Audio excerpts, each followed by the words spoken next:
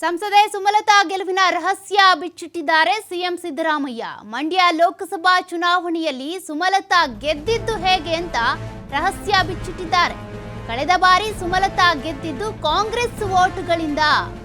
ಈಗ ಬಿಜೆಪಿ ಜೆಡಿಎಸ್ನಲ್ಲಿ ಮಂಡ್ಯ ಟಿಕೆಟ್ಗಾಗಿ ತಿಕ್ಕಾಟ ಶುರುವಾಗಿದೆ. ಕಳೆದ ಬಾರಿ ಸುಮಲತಾ ಗೆದ್ದಿದ್ದೇ ಕಾಂಗ್ರೆಸ್ನ ಮತಗಳಿಂದಾಗಿ. ಟಿಕೆಟ್ ಸುಮಲತಾಗ ಅಥವಾ ಜೆಡಿಎಸ್ಗೆ ಕೊಡಬೇಕಾ ಅಂತ ಈಗಾಗಲೇ ತಿಕ್ಕಾಟ ಶುರುವಾಗಿದೆ.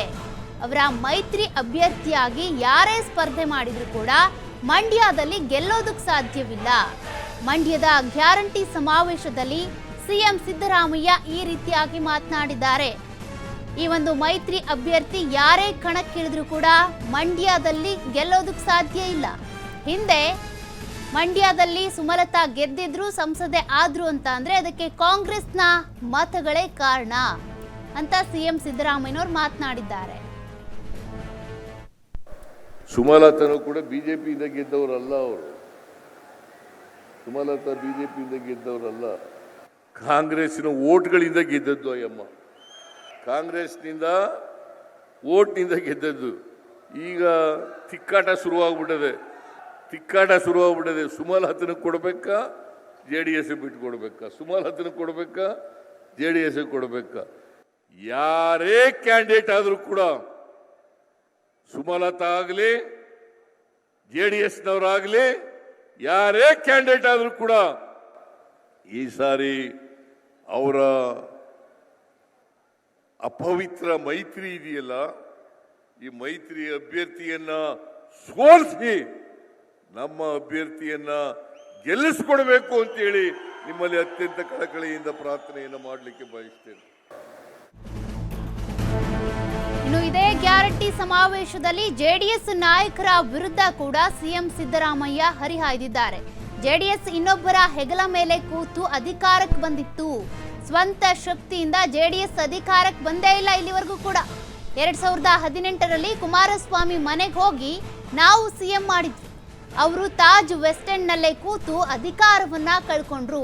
ಅವರ ಅಧಿಕಾರ ಉರುಳಿಸಿದ್ದು ಮಿಸ್ಟರ್ ಯಡಿಯೂರಪ್ಪನವರು. ಈಗ ಬಿಜೆಪಿ ಜೊತೆಯೇ ಕುಮಾರಸ್ವಾಮಿ ಸೇರ್ಕೊಂಡಿದ್ದಾರೆ. ಯಾರು ಅವರನ್ನ ಅಧಿಕಾರದಿಂದ ಕೆಳಗಿಳಿಸಿದ್ರೋ ಅವ್ರ ಜೊತೆಗೇನೆ ಸೇರ್ಕೊಂಡಿದ್ದಾರೆ. ದೇವೇಗೌಡರು ಯಾವುದೇ ಕಾರಣಕ್ಕೂ ಬಿಜೆಪಿ ಜೊತೆ ಮೈತ್ರಿ ಆಗಲ್ಲ ಅಂತಿದ್ರು. ಮುಂದಿನ ಜನ್ಮ ಅಂತಿದ್ರೆ ಮುಸ್ಲಿಂ ಆಗಿ ಹುಡ್ತೀನಿ ಅಂತಿದ್ರು.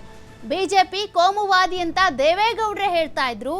ಆದ್ರೀಗ ಬಿಜೆಪಿ ಜೊತೆನೆ ಮೈತ್ರಿ ಮಾಡ್ಕೊಂಡು ಓಡಾಡ್ತಿದ್ದಾರೆ ಅಂತ ಜೆಡಿಎಸ್ ನಾಯಕರ ವಿರುದ್ಧ ಕೂಡ ಸಿಎಂ ಸಿದ್ದರಾಮಯ್ಯನವರು ಹರಿಹಾಯ್ದಿದ್ದಾರೆ.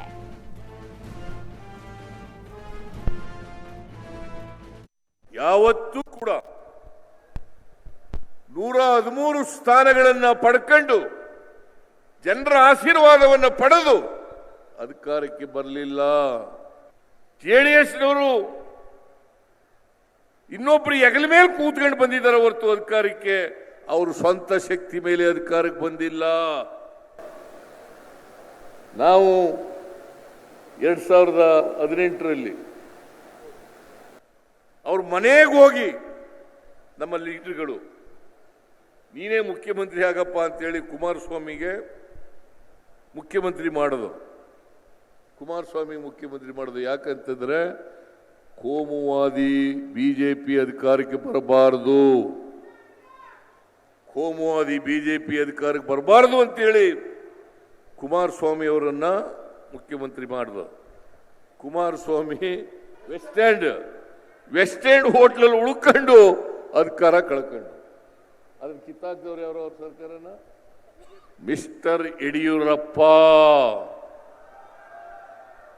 17 ಶಾಸಕರನ್ನ ದುಡ್ಡು ಕೊಟ್ಟು ಕೊಂಡ್ಕೊಂಡು ಆಪರೇಷನ್ ಕಮಲ ಮಾಡಿ ಕುಮಾರಸ್ವಾಮಿ ಅವರನ್ನ ತೆಗೆದಾಕಿ ಅಧಿಕಾರಕ್ಕೆ ಬಂದರು. ಈಗ ಅವರೇ ಇಬ್ರು ಸೇರ್ಕೊಂಡಿದ್ದಾರೆ ಜೊತೆ. ಯಾರು ಇವ್ರ ಸರ್ಕಾರ ಕಿತ್ತಾಕಿದ್ರು ಅವ್ರ ಜೊತೆಲೇ ಸೇರ್ಕೊಂಡಿದ್ದಾರೆ. ಇದೇ ದೇವೇಗೌಡರು ನಾನು ಯಾವ ಕಾರಣಕ್ಕೂ ಕೂಡ ಬಿಜೆಪಿ ಜೊತೆ ಹೋಗಲ್ಲ, ಏನಾರು ಇನ್ನೊಂದು ಜನ್ಮ ಇದೆ ಅಂತ ಅನ್ನೋದಾದ್ರೆ ಮುಂದಿನ ಜನ್ಮದಲ್ಲಿ ನಾನು ಮುಸ್ಲಿಂ ಆಗಿ ಹುಟ್ಟಬೇಕು ಅಂತ ಇದ್ದೇನೆ. ಯಾಕಂತಂದ್ರೆ ಯಾಕಂತಂದ್ರೆ ಬಿಜೆಪಿ ಒಂದು ಕೋಮುವಾದಿ ಪಕ್ಷ